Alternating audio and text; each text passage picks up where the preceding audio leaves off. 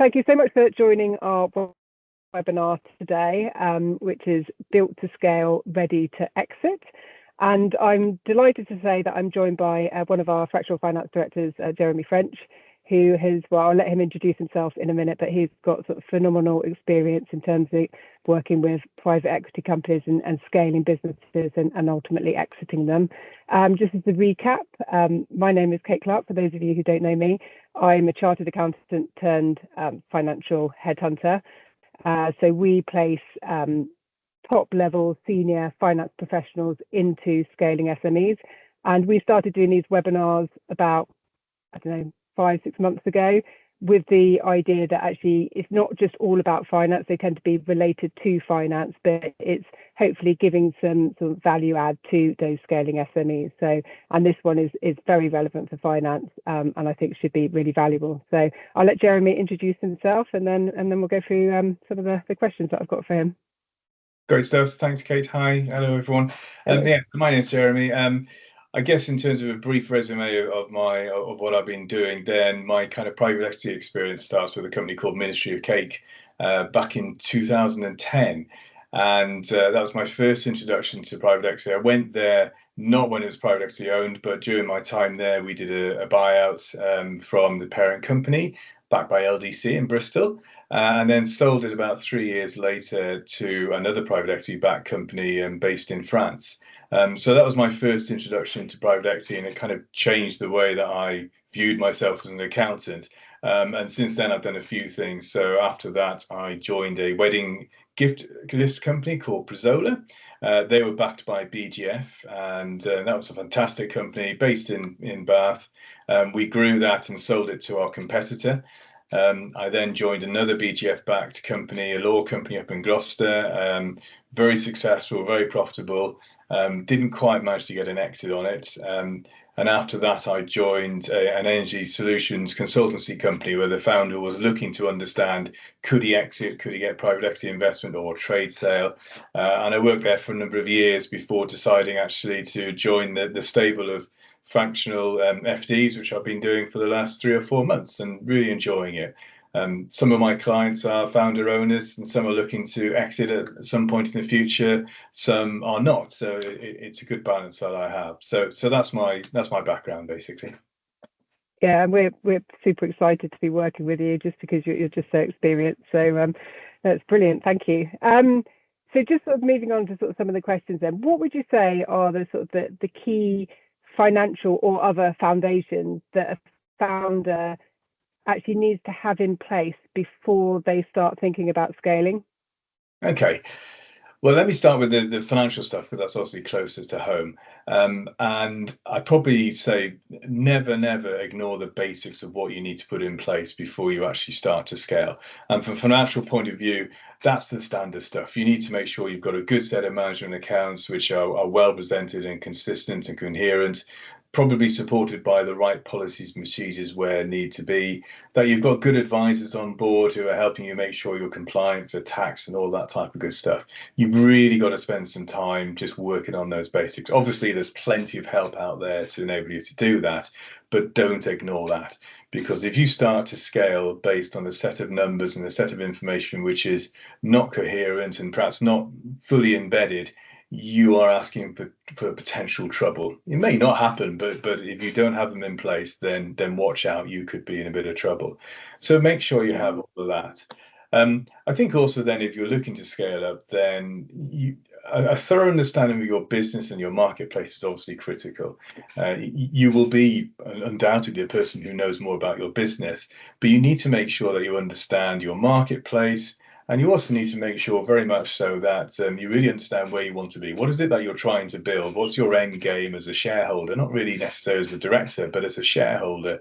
Look at it with that hat on and understand what I want this to be. Is this a business I want to grow just because to make a profitable business? That's fine. Is it something I want to sell? Is it something I want to get investment for in the future?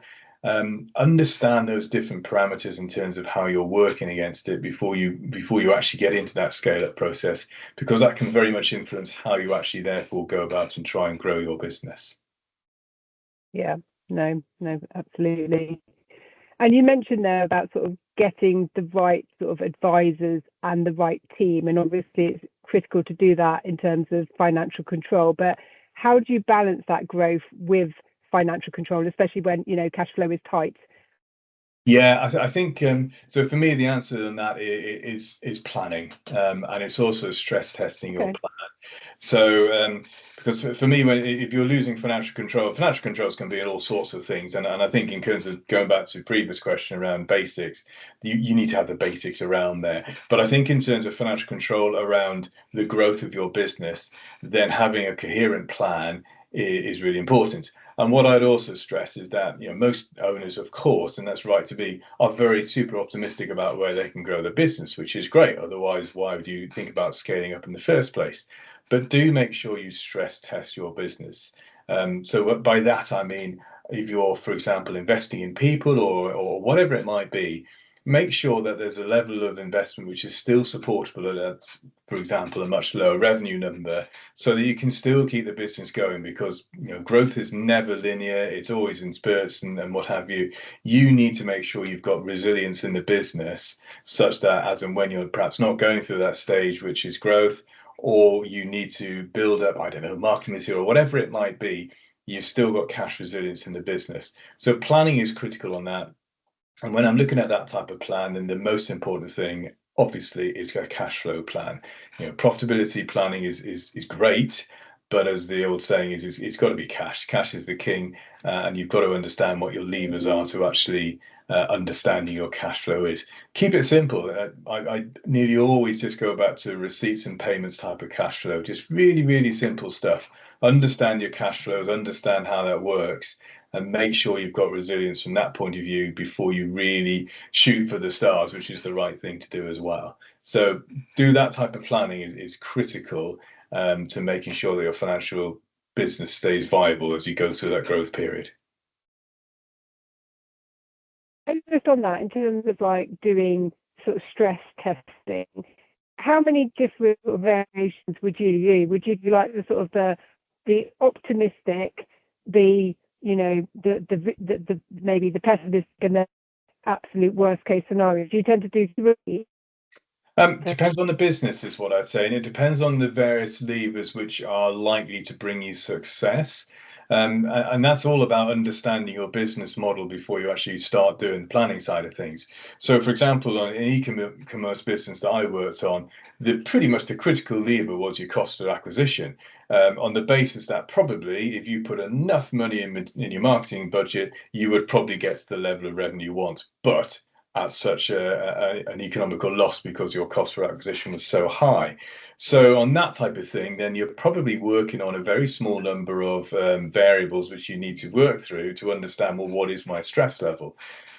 Other businesses are much more complex than that, and therefore I can't give it. You can never really give definitive answers on this. A kind of overall three type of scenarios. Yes, that's not a bad idea, but I think I'd work through what are the key things which are going to make or break the business case, and then you'll have an understanding of where I should look to actually stress test my business case. What financial metrics would you say that a founder needs to focus on during that scale up phase? What are the critical things? So you've obviously mentioned cash being like probably the number one thing. I think so. I think what I'd say is it goes back to understanding of your business. But typically within every business, you'll have a few key metrics in terms of how do I grow the business. And again, going back to my e-commerce model, that could be a cost of acquisition type metric. For a consulting business, then it could well be a pipeline business. There'll be a few key metrics, which is understanding how well am I doing in terms of growing my pipeline. So that's number one. Then number two, the kind of, okay, now I've grown my pipeline and therefore hopefully my revenue, how do I convert it into profitability? So now you're looking at efficiency type metrics, cost to serve type of equations. And again, those metrics will be very different depending on the different type of businesses that you're doing. But you're typically looking, obviously, at your cost base. If you're looking at a consultancy company, then very often we'll look at an amount of revenue per headcount, that type of thing. So understanding, and what sometimes I see a lot, which can be frustrating, is that KPIs become a dozen more type of KPIs. Very often it doesn't need to be like that. You probably have 2 or 3 things which are dictating your pipeline, and 2 or 3 things which are dictating your efficiency. Get those right, and 9 times out of 10 your profitability is okay. And then, as you rightly say, then you've got to concentrate on how do you actually make sure that you convert that profitability to cash, which is critically important, such that you can complete the circle and square it off. Yeah, no, 100%, 100%. And where would you say that you typically see growing businesses actually losing that financial grip? And how can that be avoided? I guess being avoided is make sure you've got those critical KPIs that you're monitoring. Yeah, I think one of the most difficult things is controlling the rate of growth, and sometimes it's uncontrollable. But sometimes it can be as dangerous to grow too fast as it is to not grow at all. So I've definitely seen that in a couple of places whereby you lose then the kind of financial metrics, and very often what you're focusing is on delivery. And if you go back to my KPIs, you may be storming ahead with a pipeline growth, but actually your efficiency and your kind of busy fools scenario then becomes a horrible place to be. And working in, it sounds terrible, but working in a business which is too busy can be almost more frustrating and certainly financially non-viable as working for a business which is not busy enough. So trying to dictate and understand the levers you have to control your rate of growth is really, really important to try and do. Sometimes you just can't do it. I understand that. But being aware of, if that's the case, well, worst case scenario, well, what am I going to do about it such that I can react to the growth that I've got there?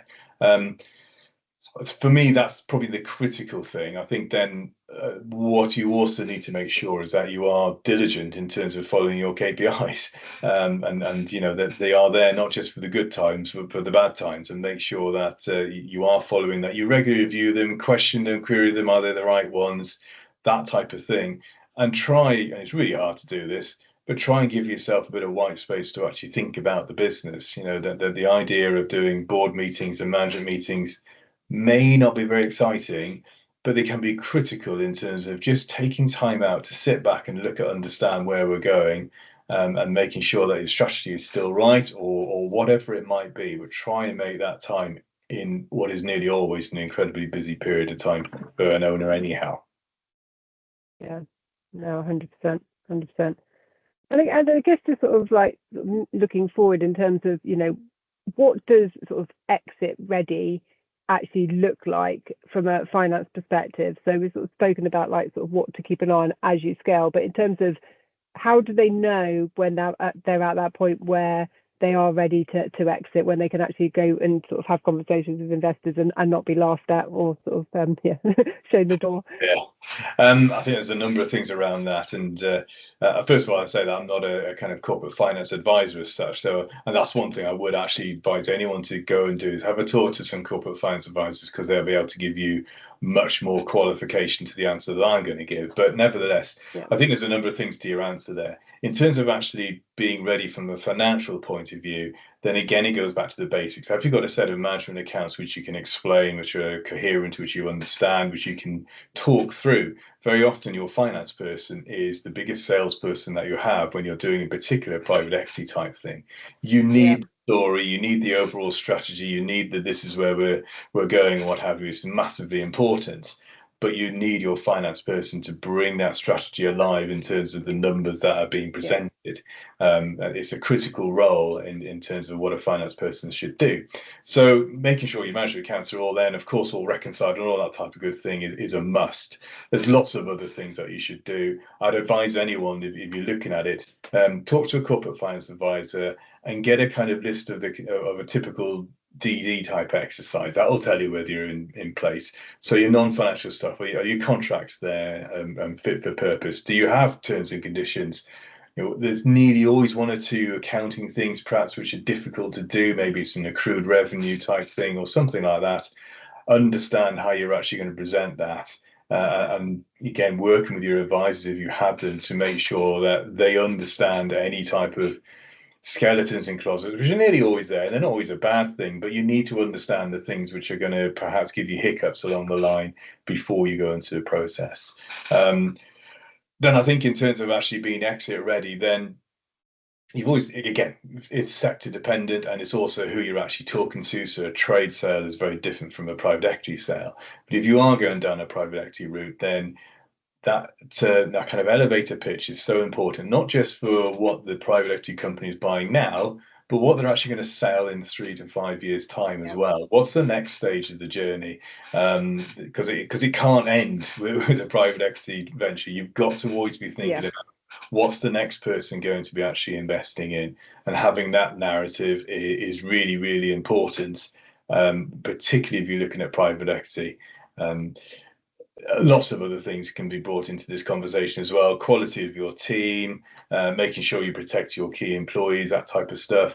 It can go on and on and on and on, but those would be the main things from a financial point I would pick out for you. Yeah. And just in terms of like sort of planning ahead, how far in advance should a founder sort of start thinking about preparing for exit? So going and having a conversation with the corporate finance people, whatever, like if it's sort of, 5 years, 3 years, 10 years, what would you sort of say? I think I'd probably say it's never too early to start that type of thing. I really would. There's so many, there's so much advisors out there, not just advisors, but private equity people as well. And so many different ways that you can access. I would just encourage anyone to really have that kind of 2 ears and 1 mouth type of approach for a number of years, and just listen as much as you possibly can. There's there's so many events that happen in any type of month or whatever, that you can always go along and find something and just listen and learn. And that's really, really important in terms of, if you're setting your business up for a private equity type venture, that is quite different from perhaps doing for a trade sale. For a trade sale, then one of the tactics I've seen is you kind of mirror what your trade buyer is likely to do. So it's just bleedingly obvious, and that's what you want. That is the person who's going to buy you.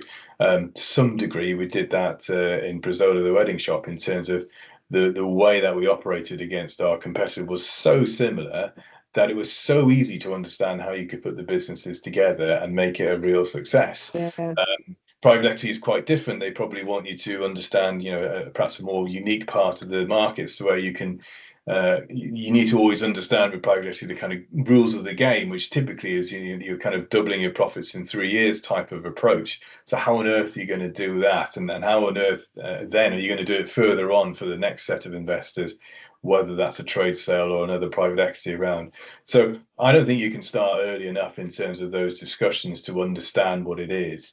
And there's no harm in that at all. And nearly every investor or private equity or corporate finance person will always be happy to have those initial conversations with you and put them on the right road, because obviously there may be something in it longer term as well. And actually, by putting your business on the block and understanding where you are, that's never a bad thing either. Bringing people along that journey with you. The Ministry of Cake, we talked to the investor and we started the investment kind of journey about 2 years, I think, before we actually got the buyout to stick.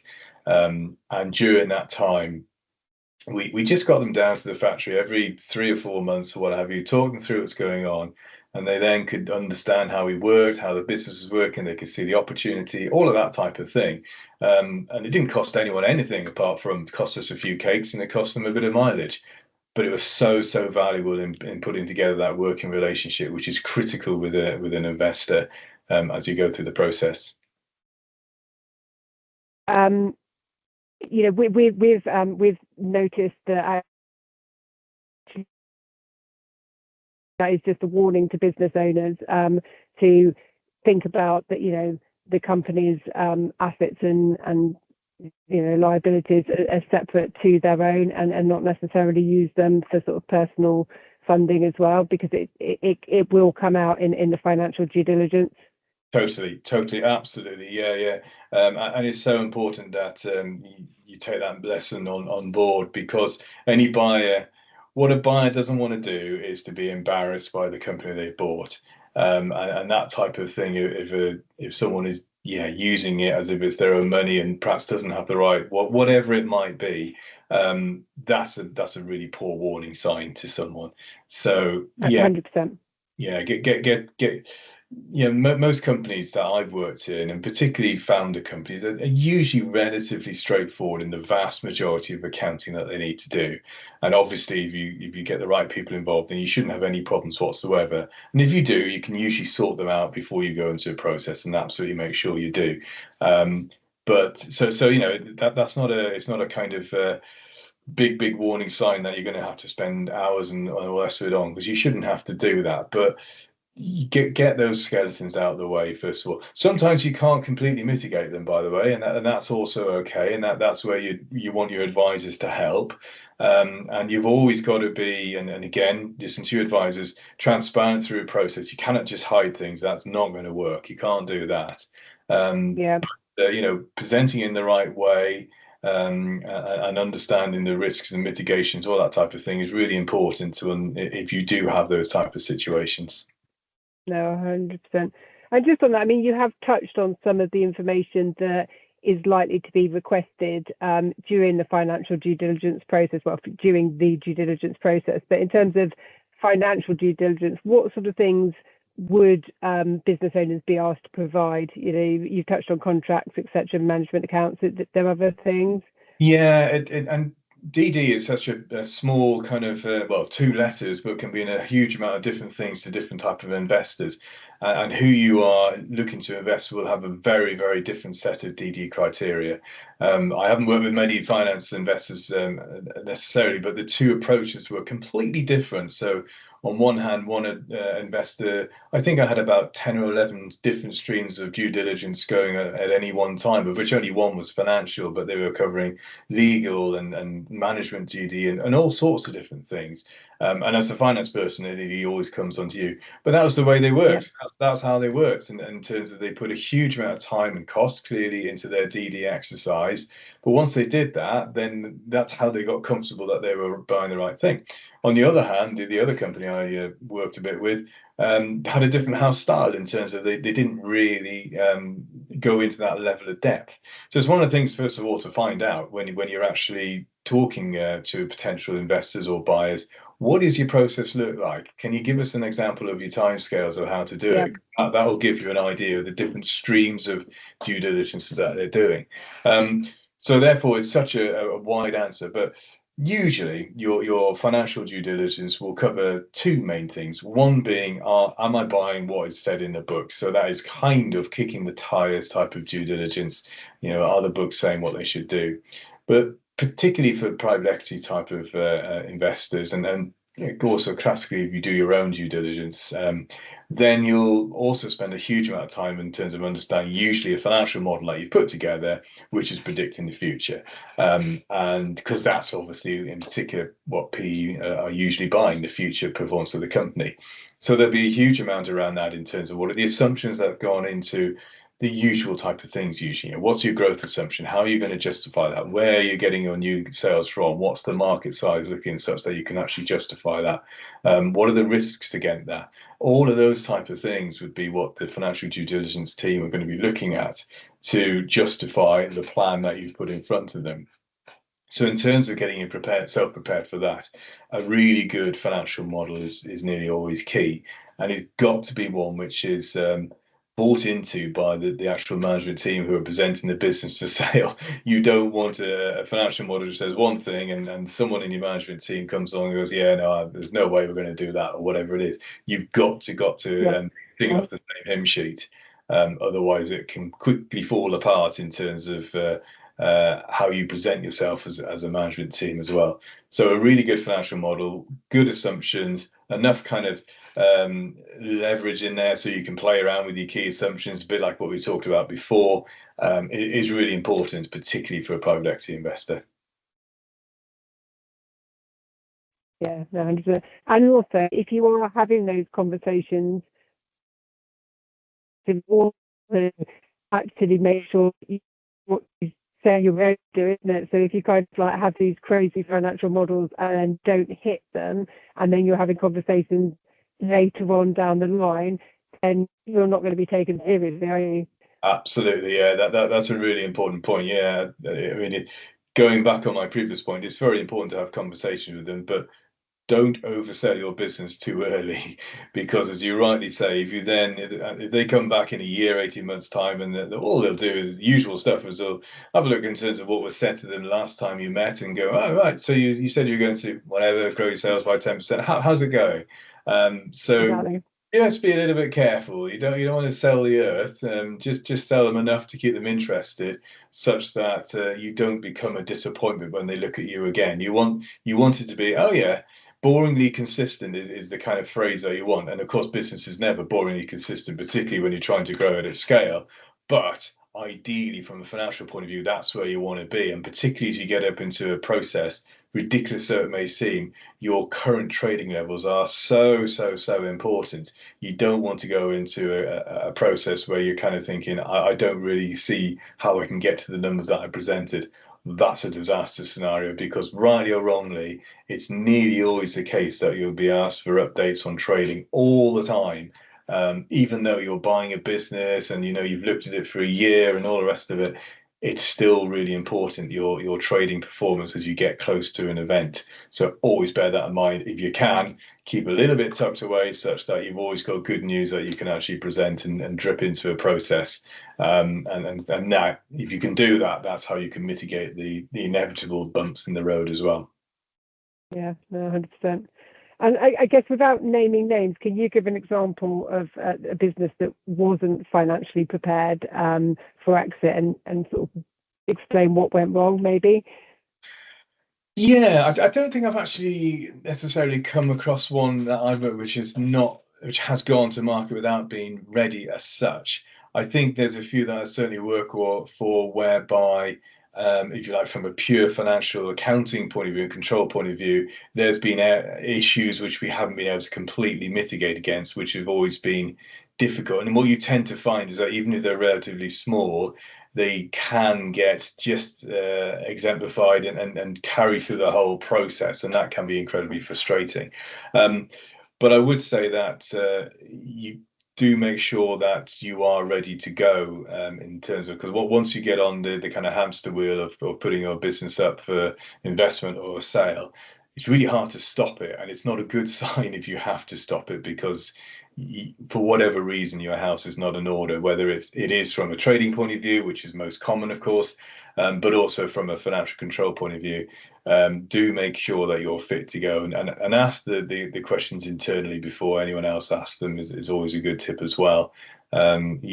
Sensible stuff really, but do that, such that when inevitably the awkward questions are asked by a due diligence person who really kind of doesn't have any skin in the game in terms of what they present. Their job is quite simple, is to present a fair and true, as far as they can see, picture. So they have to do that, whether you engage them or your buyer engages them. So they will ask the awkward questions and they will challenge you, and so on. So have that challenge internally before you go and get into a process. Really vital. Yeah, I think this is probably where sort of an FD or a fractional FD sort of can come into play, can't it, in terms of sort of managing those sort of difficult questions. But in terms of sort of the wider picture, how would you say sort of having a fractional finance director on board will help sort of a founder in this whole process?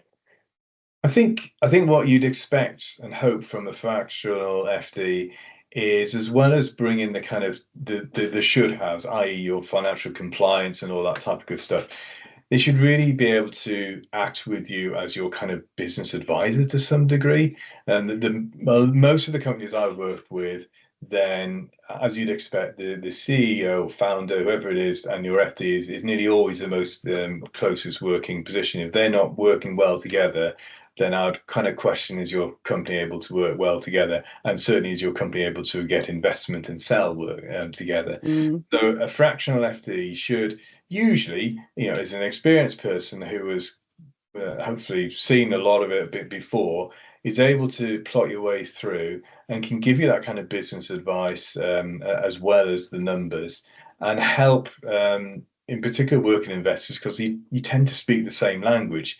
A business may only go through, I don't know, one, two, maybe three types of investment, whereas as a fractional FD, you may well have gone through 4 or 5, and certainly your advisors have gone through an awful lot more.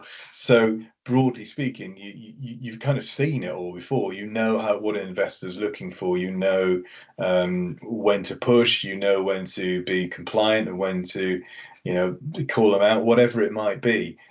Use them for that, and don't be afraid to use your fractional FD as the bad person in some of these type of things as well. 100%. 100%.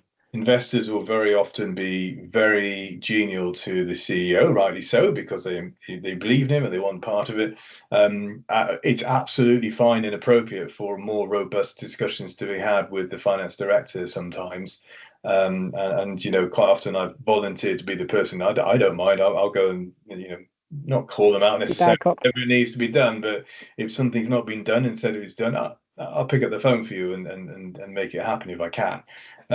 So that would be the difference, I would say, in terms of you really need to be part of the furniture to be a successful fractional FD is my phrase. And if you can do that, then you should have a good business ally to help you with your scale up and your investment. Yeah, no, 100%. And just sort of thinking about obviously cost and versus sort of the benefit of having a fractional. At what point, if we're talking to a founder who's thinking about scaling, what point would you say the time to Yeah, obviously it's yeah. It's a tricky one. It depends on where the business is going and how, and obviously, yeah, as you say, cash availability and what have you. I would say that if you're looking to sell your business or do a transaction of some type, you'd want your FD in place, for me, a good 6 months at least before you really start having proper conversations. I'd want to be, all the things we talked about, really be part of the furniture, kick the tires, make sure that the management accounts are in a good place, all of that type of good thing, and understand the business and be able to articulate the business, because that's what your FD should be with you to do, is to articulate and kind of draw on the strategy that a CEO is doing and make it come to life with the numbers that you're going to present. So you do need a bit of time to do that. And I know that sounds expensive, but you do. So I would probably say at least 6 months before you're really thinking about it, get someone on board to make sure they are up and running and really running fast by the time that you actually have the conversations you want to have.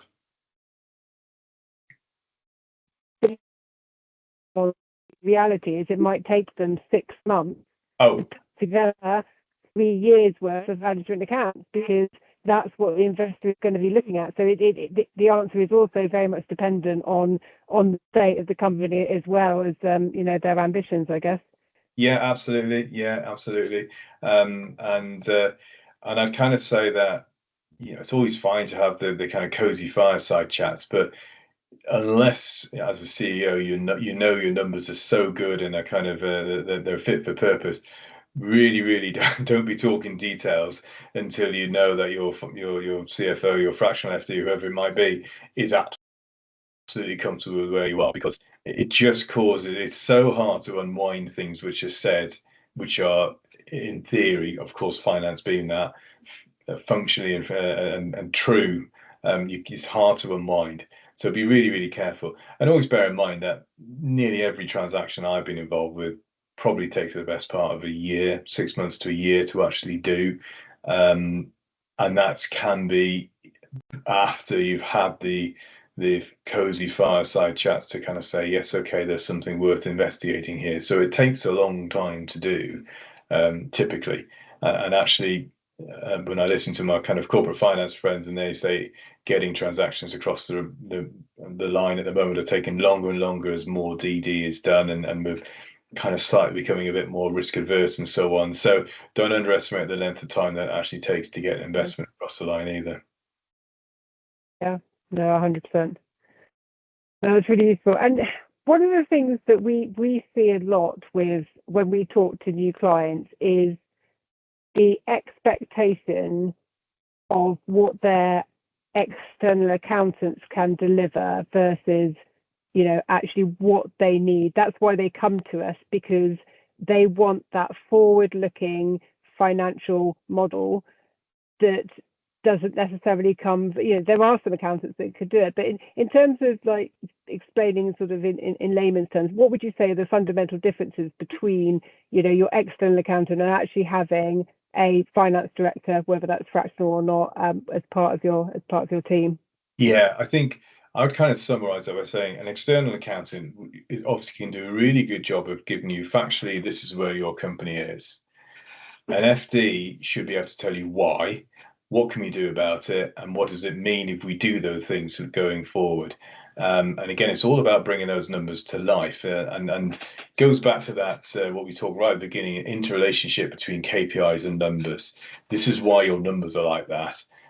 This is what we could do about it by affecting those KPIs and targeting this and targeting that to then be able to actually produce a set of numbers which are completely different. And that's, you can only do that by having a real deep understanding of the business, being able to split it down, to be able to really clarity around the key things which are actually driving the business. So for me, if you were to summarize the answer to the question, it's the difference between presenting what's actually happened versus presenting this is why it happened and this is what we can do about it going forward. That's what I'd expect the big difference to be. Yeah, no, 100%. And then just sort of, I guess we're getting near the end now, so just sort of wrapping up. But if you could give one bit of advice to a founder looking to scale and exit in the next few years, what would that advice be? So I always kind of go back to a CEO that I worked with on my first private equity, and he had his phase, which was begin with the end in mind. He's quoted it all the time, and it's absolutely right. And understand, what do you want it to be? What is your business? What do you want your business to be? Why? What is it for you as a shareholder, as an owner, that you want it to be? And what do you want the ends? And sometimes it's really clear in terms of, I absolutely set this business up for sale and I wanted to do that. Fine. Sometimes you don't know, and that's also fine as well. But I think unless you have that kind of vision in terms of what do you first of all want as a shareholder your business to be, then it becomes incredibly difficult to actually hang everything else on to actually make it such, because you don't know where you want to go. So I would always start with that. Have a real clear understanding of, as a shareholder, where do you want your business to get to? And then you can work back from there to actually figure out how you're going to get there. No, 100%. And then the final one was, what should a shareholder, sorry, not a shareholder, what should a founder be doing today to increase the value of their business tomorrow? So what should they be focusing on that's going to bring value into the business in the future? I think actually understanding the so-called value drivers is really, really important. What is it that, if you're looking for someone to buy your business, what is it that they're actually going to value in the first place? Unless you really understand that, I've worked with a few companies which are brilliant companies, but not necessarily great investments, because you can't really see where they could necessarily add value at a price which is obviously suitable to the shareholders in any other business that they could potentially slot into. So understanding the value drivers in terms of what it is that excites, it's the idea of making yourself so obvious to be bought by X, whoever that is the key thing to do. What is it that's going to do that? It could be competition. It could be, as we talked before, about mirroring a company such that you just fit in and it's so easy to understand. Don't know, but you need to really, really be crystal clear in terms of how does that company add value to the company that it's going to be invested into. So understand that is the really most important thing to do, and then of course work with your finance people to build up the plan to actually achieve it. It's also talked about contacting businesses that could potentially be interested in acquiring you in the future, and actually asking them what they would like to see in terms of like your growth, or what actually would be attractive to them, so that you kind of know what to work towards. That was something that I thought would potentially be a good idea. Yeah, absolutely. Understanding, absolutely, the strategy, and whether that's a trade or a PE, it's the same type of thing. Yeah, absolutely. What is your strategy? What is it that you're looking to do? Always useful to understand how their M&A process works. The usual stuff in terms of finding the right person to speak to is pretty critical. You really want to be talking to the decision maker, and that kind of classical. You really want to have a relationship with the person who's above the decision maker as well, if you possibly can. It is always very, very helpful indeed. But yes, absolutely, a deep understanding of your company, and of course, so much of it is in the public domain. If you're looking at an investment house, or if you're looking at a trade sale, then there is so much around, websites, company house, all the rest of it. So there's a lot that you can do just from sitting there and getting your accountant or your FD to just have a look through and see what they can find. You can find quite a lot in quite a decent amount of time, in terms of the typically valuations that they paid, how they gone about it, what are the things that they bought which have been interesting to them, whatever it might be. So, doing a desktop exercise and it is not a bad idea to do either. Good. Right. I think we're going to stop there because the internet's gone funny again. So I'll just say thank you so much for your time, Jeremy.